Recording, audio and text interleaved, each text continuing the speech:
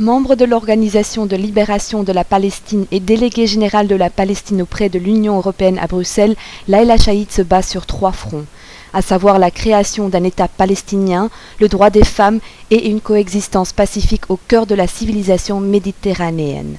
Le message politique que Chaïd a adressé à ses auditeurs est clair.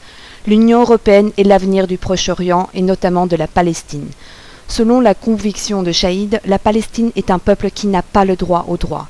Mettre fin à la cruauté de l'occupation israélienne, reconnaître l'équité de tous et trouver le partenaire sont les éléments primordiaux pour que le conflit entre l'Israël et la Palestine tire à sa fin. Ce rôle de partenaire d'accompagnement doit être garanti par l'Union européenne, qui est considérée par le peuple palestinien comme le modèle quasi exemplaire de réconciliation et de stabilité.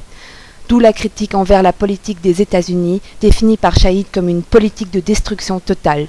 Le mandat de Bush n'a fait qu'empirer les négociations de pacification au Proche-Orient. Il faut sortir de l'hégémonie d'aucune puissance.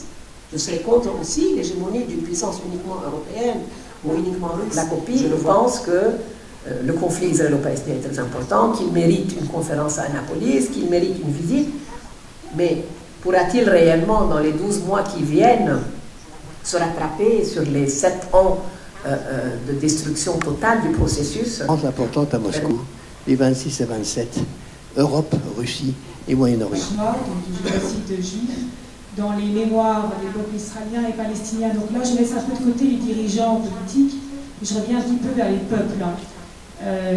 J'écoutais Amira Haas. Est-ce que ça veut dire aussi accompagner les dirigeants Hamas? Sur le thème de désir d'Europe, cette conférence débat fut organisée à l'occasion du 10e anniversaire de l'hebdomadaire le jeudi, en collaboration avec le Comité pour une paix juste au Proche-Orient.